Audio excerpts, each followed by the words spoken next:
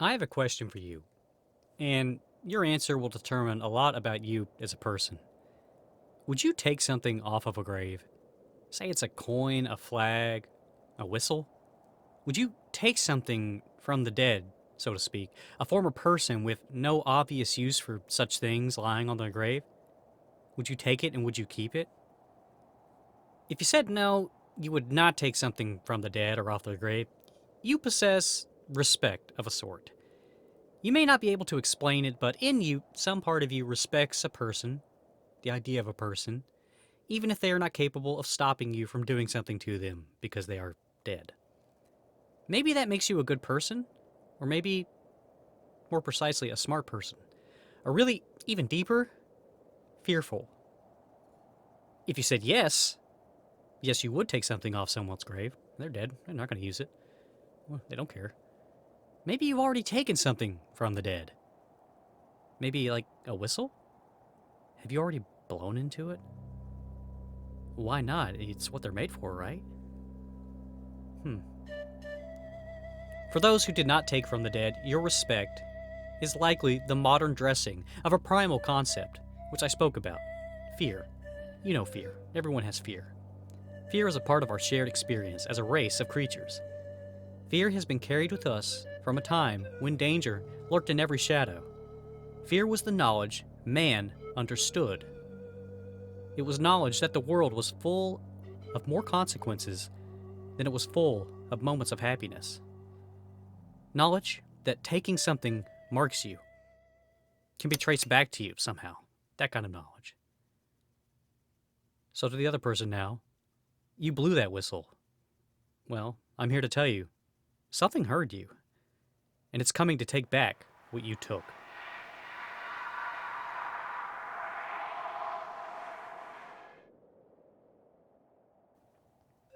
An awkward professor takes a vacation at a seaside English hotel. There, while exploring the dunes and mumbling to himself, he discovers a grave and a dirty, old whistle. A stranger on the beach watches as he takes the whistle and walks off back to the hotel.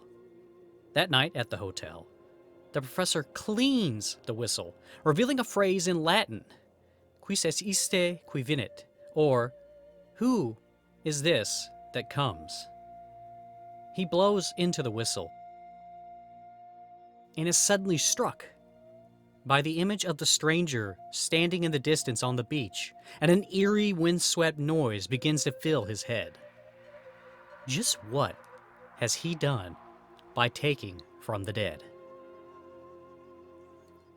This is the paranormal ploy of 1968's Whistle and I'll Come to You, a BBC adaptation of famous ghost story author M.R. James' original tale from 1904.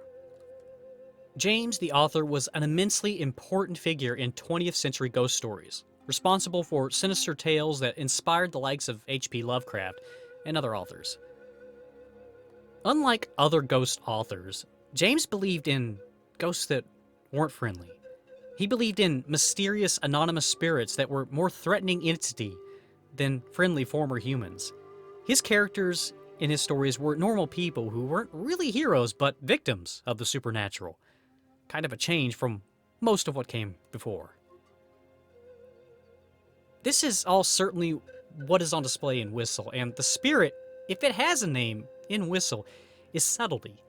We've reached a point in scary movies today where a film has to either create an overwhelming, overt dread from shocking visuals, like those in Hereditary, or the proliferate use of jump scares to constantly leave an audience uneasy.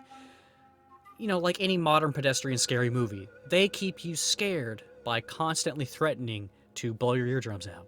That's what they call fear. And it works. It keeps people uneasy, but it's different from how it used to be. Whistle is much more simplistic and elemental. It represents a starting point for those types of scares in movies.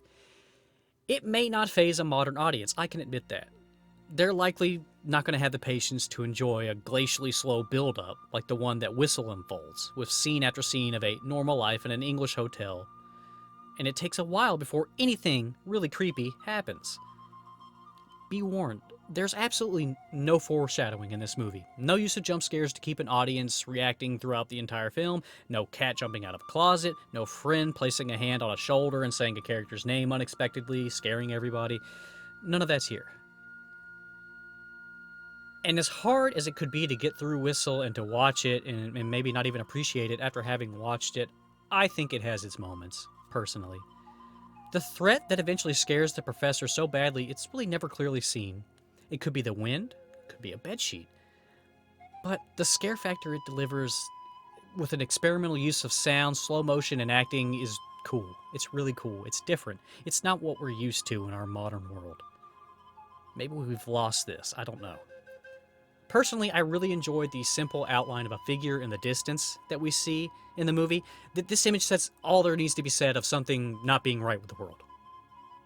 In your life, you've had moments like that where you've seen something and you're like, what is that? And it's something simple, but it completely throws you off your game.